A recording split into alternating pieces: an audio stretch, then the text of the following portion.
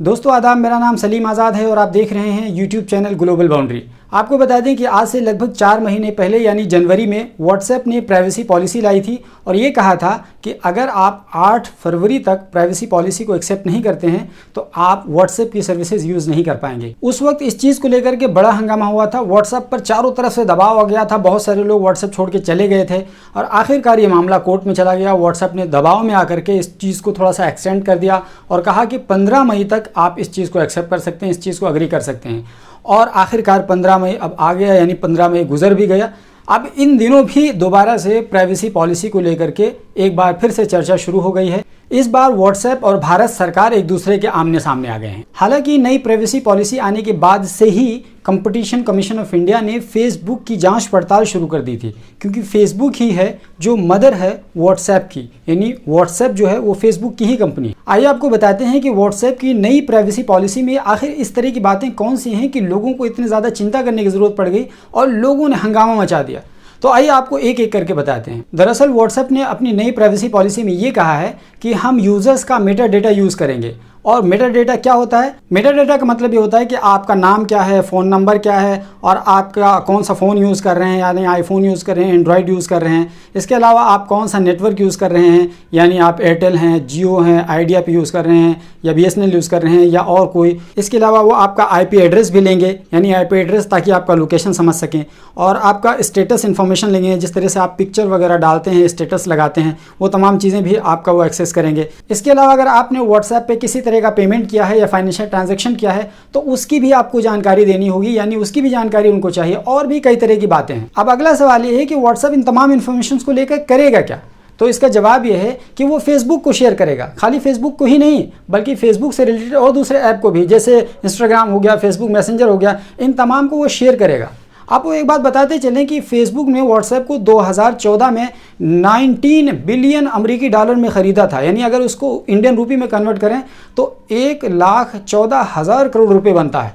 इतने बड़ी कीमत में उसने 2014 में व्हाट्सएप को ख़रीद लिया था। तो जाहिर सी बात है, ये क्यों ख़रीदा था? खरीदने का उसका सीधा सीधा मकसद ये था कि वो इससे पैसा कमाएगा। कोई चैरिटी तो नहीं है फेसबुक करता है, तो फेसबुक का सीधे सीधा फंडा यह था कि वो इससे मार्केटिंग करेगा, पैसा कमाएगा। लेकिन चूंकि अब तक इतने साल गुजर गए, फेसबुक ने व्हाट्सएप से कोई पैसा तो नहीं कमाया, क्योंकि व्हाट्सएप पे ना किसी तरह का ऐड चलता है, ना ही और कोई दूसरी एक्टिविटी होती है। तो आपको क्या लगता है कि फेसबुक का जो सीईओ है मार्क ज़करबर्ग, वो कोई बेवकूफ़ आदमी है? बिल्कुल नहीं। उसका मकसद सीधे सीधे इससे पैसे कमाना था, लेकिन चूंकि अब तक वो पैसे नहीं कमा पाया है तो उसके लिए वो कोशिशें कर रहा है। उसी कोशिश के नतीजे में प्राइवेसी पॉलिसी लाया है। अब अगला सवाल यह है कि नई प्राइवेसी पॉलिसी से और इन तमाम डिटेल्स और इन्फॉर्मेशंस को लेकर के फेसबुक पैसा कैसे कमाएगा? तो इसको बताने के लिए आपको कुछ दूसरी चीज़ें मैं पहले बता दूं, आपको खुद ब खुद समझ में आ जाएगा। बात दरअसल ये है कि जब भी हम कोई चीज़ सर्च करते हैं गूगल पे, तो गूगल पे हम कोई चीज़ सर्च करते हैं और जब यूट्यूब खोलते हैं तो हमको यूट्यूब में वो तमाम चीज़ें नज़र आने लगती हैं ऐड की सूरत में जो हमने गूगल पे सर्च किया है। क्यों? इसलिए कि गूगल और यूट्यूब दोनों सेम है, यानी गूगल और यूट्यूब का मालिक दोनों एक ही है। यानी गूगल पे अगर हम कोई चीज़ सर्च करते हैं तो हमें यूट्यूब पर एडवर्टीजमेंट उसी टाइप का दिखेगा। फॉर एग्जांपल, हम जब चैनल शुरू कर रहे थे तो हमको ट्राइपॉड चाहिए था, हमको कैमरा चाहिए था, हमको और दूसरे कंप्यूटर वगैरह चाहिए था, तो हम वो तमाम चीज़ें सर्च कर रहे थे और उसी से रिलेटेड जब हम देख रहे थे तो हमको 1-2 घंटे के बाद हम जब यूट्यूब खोलते थे तो हमको कैमरे का एडवर्टीजमेंट दिखाया जाता था, हमको ट्राइपॉड का दिखाया जाता था, हमको लेपल माइक का दिखाया जाता था, हमको कंप्यूटर लैपटॉप का दिखाया जाता था। इसका क्या मतलब हुआ? यानी सीधे सीधे बात यह है कि चूंकि गूगल के पास हमारा डेटा पहुंचा, गूगल को समझ में आ गया कि ये बंदा क्या चाह रहा है। क्योंकि यूट्यूब का जो जीमेल अकाउंट है वो गूगल के अकाउंट से ही लिंक है, तो जाहिर सी बात है जब हम उस पर सर्च कर रहे थे तो हमें एडवर्टीजमेंट दिखने को मिल रहा था यूट्यूब पे। तो अगर इस तरीके से हम देखेंगे एडवर्टीजमेंट तो कभी ना कभी तो हम खरीदेंगे ही, क्योंकि हमको ज़रूरत है, तभी तो हम सर्च कर रहे थे। बिल्कुल कुछ इसी तरह की कहानी है व्हाट्सएप और फेसबुक की। क्योंकि फेसबुक में क्या है, अभी तक उतनी ज़्यादा एक्यूरेसी नहीं थी एडवर्टीजमेंट के मामले में, यानी किसी को भी कोई भी ऐड दिखा देता था फेसबुक। लेकिन अब यहाँ होगा कि व्हाट्सएप पे आप किस तरह की एक्टिविटी कर रहे हैं, आपकी मेंटालिटी क्या है, आपकी हैसियत क्या है, उसी एतबार से आपको एडवर्टीजमेंट दिखाए जाएंगे फेसबुक पे। यानी फॉर एग्जांपल, अगर कोई आदमी लखनऊ में रहता है और उसकी आईपी एड्रेस लखनऊ में बता रहा है, लेकिन वही अगर हैदराबाद चले जाए तो जाहिर सी बात है फ़ौरन फेसबुक को पता चल जाएगा कि ये बंदा बहुत दिनों से लखनऊ में रह रहा था और ये अचानक हैदराबाद चला गया। तो इसका क्या मतलब, वहाँ उसका तो घर नहीं होगा, उसको होटल की ज़रूरत पड़ेगी, उसको कैब की ज़रूरत पड़ेगी, उसको और कहीं आने जाने की ज़रूरत पड़ेगी, उसको खाना खाने की ज़रूरत पड़ेगी। तो उसी से रिलेटेड उसको जोमेटो का ऐड दिखाने लगेगा, होटल का ऐड दिखाने लगेगा, कैब ओला टैक्सी का ऐड दिखाने लगेगा, क्योंकि आईपी एड्रेस से उसको समझ में आ गया कि ये बंदा बहुत ज़्यादा दिन तक वहाँ नहीं रहेगा, क्योंकि वो गया है तो उसका घर वहाँ तो होगा नहीं, तो जाहिर सी बात है उसको इन तमाम चीज़ों की टेम्परेरी बेसिस पे ज़रूरत होगी। तो उसी एतबार से फेसबुक आपकी टाइमलाइन पे या आपके उस फीचर्स में वो तमाम चीज़ें दिखाने लगेगा। तो कुल मिलाकर के ये कहें कि बेसिकली पूरी तरीके से बिजनेस का खेल है।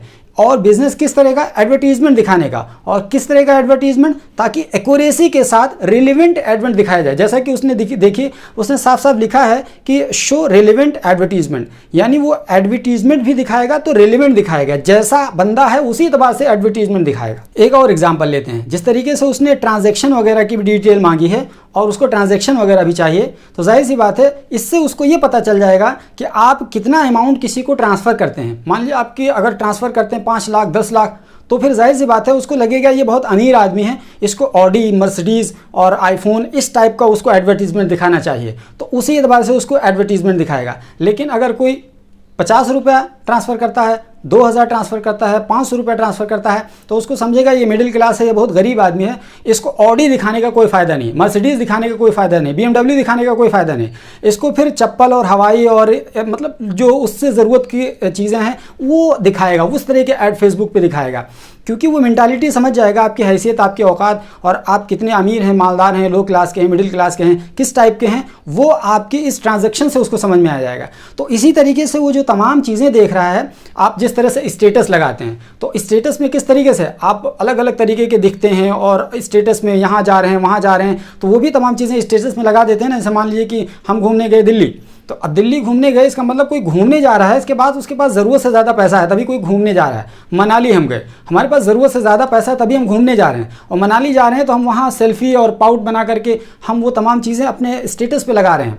तो इसका क्या मतलब होता है, इसका मतलब फेसबुक ये समझेगा कि ये बंदा थोड़ा सा अमीर है, इसको फिर उसी टाइप की चीज़ें दिखाई जाए, यानी उसकी एक्टिविटी किस तरीके की है वो उसी टाइप का एडवर्टीजमेंट आपको परोसेगा फेसबुक। तो कुल मिलाकर के फेसबुक का मकसद ये है कि उसके ज़रिए से, यानी व्हाट्सएप के ज़रिए से, वो आपकी चॉइस और आपसे रिलेटेड इन्फॉर्मेशन कलेक्ट करे और उसी को आधार बना करके आपके फेसबुक की टाइमलाइन पे एडवर्टीजमेंट दिखाए। और जब बार बार इस तरह के एडवर्टीजमेंट्स आपको दिखाई जाएंगे तो कभी ना कभी तो आप खरीद ही लेंगे, है ना। तो ये कुल मिलाकर के बेसिकली पूरा मामला है। यहाँ आपको ये भी बताते चलें कि व्हाट्सएप के इस नई प्राइवेसी पॉलिसी की सिर्फ भारत ही में मुखालफत नहीं हो रही है, दुनिया के कई सारे देशों में मुखालफत हो रही है। लगभग 11 कंट्रीज़ में इसकी मुखालफत हो रही है। उसमें इंडिया तो है ही है अपना, लेकिन उसमें अमेरिका भी है, आयरलैंड भी है, यूके भी है, जर्मनी भी है, यूएस भी है, ब्राज़ील भी है, साउथ अफ्रीका भी है, अर्जेंटीना भी है, यूएई भी है, कुवैत भी है, सऊदी अरेबिया भी है। तो इस तरीके से 11 कंट्रीज़ ऐसे हैं जहाँ इस व्हाट्सएप की नई प्राइवेसी पॉलिसी की मुखालफत हो रही है। हाँ, अलबत्ता व्हाट्सएप की नई प्राइवेसी पॉलिसी का ये कानून यूरोपियन रीजन में लागू नहीं होगा, क्योंकि वहाँ पहले ही से डाटा शेयरिंग और डाटा प्रोटेक्शन को लेकर के बहुत ही स्पेसिफिक कानून बना है, जिसको GDPR यानी जनरल डाटा प्रोटेक्शन रेगुलेशन कहते हैं। ये पहले ही से वहाँ एग्जिस्ट करता है, तो इस सूरत में ये कानून यूरोपियन रीजन में लागू नहीं होगा। और चूंकि हम भारत में रहते हैं इसलिए हम भारत की बात करेंगे। और इस वक्त की अगर हम बात करें तो भारत सरकार और व्हाट्सएप दोनों आमने सामने हैं और दोनों अपने अपने तर्क और अपने अपने दलील दे रहे हैं। भारत सरकार का ये मानना है कि ये जो नई प्राइवेसी पॉलिसी है ये ठीक नहीं है। व्हाट्सएप का ये कहना है कि हम अपने बिजनेस पर्पस से कर रहे हैं, चीज़ों को इम्प्रूवमेंट करने के लिए कर रहे हैं और सर्विसेज को अच्छा करने के लिए कर रहे हैं। लेकिन भारत सरकार का कंसर्न ये है कि आप ये ठीक नहीं कर रहे हैं और इससे डाटा प्रोटेक्शन के नियमों का उल्लंघन होगा, क्योंकि भारत में IT एक्ट 2000 का प्रावधान है और उसके अंतर्गत व्हाट्सएप की नई प्राइवेसी पॉलिसी आती है। उस एतबार से देखा जाए तो भारत के IT एक्ट 2000 के तहत ये जो नई पॉलिसी है, प्राइवेसी पॉलिसी है व्हाट्सएप की, वो उसका वायलेट करती है। तो कुल मिलाकर के भारत की सरकार इस चीज़ को लेकर के सीरियस है और नई प्राइवेसी पॉलिसी को लेकर के भारत सरकार ने ये कहा है कि अब आप एक हफ्ते में हमें जवाब दीजिए कि क्यों ना हम नई प्राइवेसी पॉलिसी यहाँ ना लागू करने दें। आपको ये बात बताते चले कि व्हाट्सएप एक अमेरिकन कंपनी है और जैसा कि मैंने पहले ही बताया कि व्हाट्सएप को फेसबुक ने ख़रीदा था 2014 में। तो व्हाट्सएप का जो ऑफिस है वो अमेरिका के कैलिफोर्निया में है और चूंकि वो अमेरिकन कंपनी है तो अमेरिकन लॉ इस चीज़ को इजाज़त देता है कि वो अपने नए प्राइवेसी पॉलिसी को लागू कर सके। लेकिन चूंकि आप सर्विस कहाँ प्रोवाइड कर रहे हैं, आप भारत में प्रोवाइड कर रहे हैं, तो भारतीय कानून का आपको पासो लिहाज रखना पड़ेगा। आपकी कंपनी अमेरिका में जैसा चाहे वैसा उसके कानून के एतबार से सर्विस प्रोवाइड कर सकती है, लेकिन भारत में अगर आपको सर्विस प्रोवाइड करना है तो आपको भारत के कानून का लिहाज रखना पड़ेगा। आप उसको ओवरलैप नहीं कर सकते हैं, उसको बाईपास नहीं कर सकते हैं। वहीं अगर इस मसले पर साइबर सिक्योरिटी एक्सपर्ट की बात करें तो साइबर सिक्योरिटी एक्सपर्ट पवन दुग्गल का सीधा सीधा ये कहना है कि ये जो व्हाट्सएप की नई प्राइवेसी पॉलिसी आई है, इससे न सिर्फ है कि भारतीयों की निजता का उल्लंघन होता है बल्कि भारत के कानून का भी उल्लंघन होता है।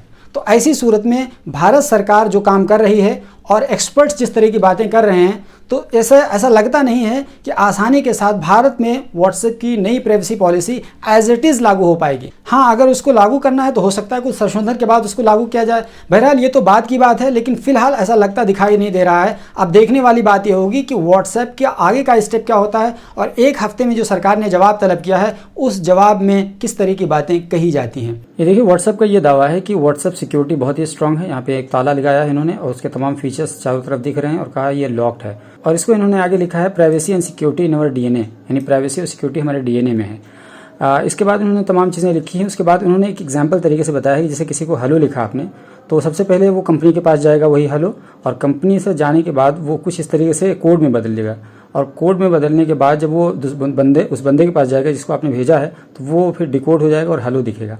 तो कुछ इस तरीके से हेलो आपने भेजा, कंपनी पास गया, ये कोड में बदला, फिर उस बंदे के पास गया, ये डिकोड हुआ और उसको हेलो दिख गया।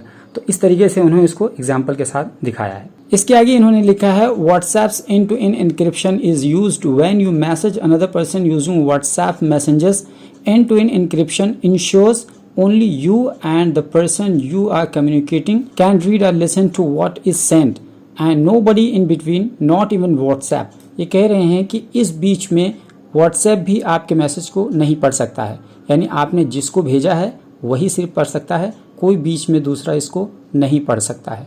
तो ये अपनी प्राइवेसी पॉलिसी के बारे में बताते हुए साथ साथ ये कहते हैं कि आपके जो टेक्स्ट मैसेजेस हैं वो बहुत ज़्यादा महफूज हैं, इसमें किसी तरीके से कोई डिकोड नहीं कर सकता है। नॉट इवन व्हाट्सएप कंपनी, यानी व्हाट्सएप कंपनी भी डिकोड नहीं कर सकती है, जैसा कि उन्होंने इस एग्जाम्पल के जरिए से दर्शाया है। तो कुछ इस तरीके से व्हाट्सएप ने अपने ग्राहकों को संतुष्ट करने की कोशिश की है व्हाट्सएप मैसेजेस के बारे में। अब आइए देखिए कि व्हाट्सएप की प्राइवेसी पॉलिसी क्या है। देखिए, बहुत लंबा चौड़ा आपको ये तमाम चीज़ें दिखेंगी जिसमें व्हाट्सएप ने अपनी प्राइवेसी पॉलिसी के बारे में बताया है, न्यू प्राइवेसी पॉलिसी।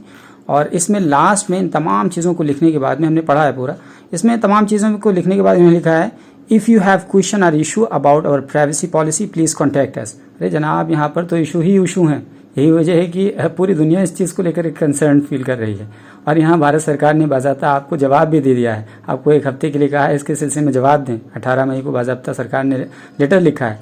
तो इतने सारे इश्यूज़ होने के बावजूद आप बोल रहे हैं कि कोई इशू है तो हमसे कॉन्टैक्ट करें। तो सरकार ने आपसे कॉन्टैक्ट किया है, उस इशू का जवाब दीजिए और सरकार के सवालों को एंटरटेन कीजिए और सेटिस्फाइड कीजिए। तो अगर इंडियन गवर्नमेंट आपके जवाब से मुतमईन होती है तो we as a Indian we are ready to accept your privacy policy, no problem for us. हम भी नज़र बनाए रहेंगे, आप भी देखिएगा। अगर इस तरह की कोई नई अपडेट आती है, कोई धमाकेदार होती है, हम आपके सामने दोबारा से हाजिर होंगे। गुजारिश है कि हमारे चैनल को ज़रूर सब्सक्राइब कर लीजिए, बगल में घंटी का आइकन बना होगा उसको दबा दीजिए, क्योंकि हम इस तरीके से कॉम्प्रिहेंसिव रिपोर्ट्स आपके सामने लाते रहते हैं। और आप अगर इस चैनल को सब्सक्राइब कर लेंगे तो उम्मीद है कि हमारे इस चैनल से आपको मायूसी नहीं होगी। शुक्रिया।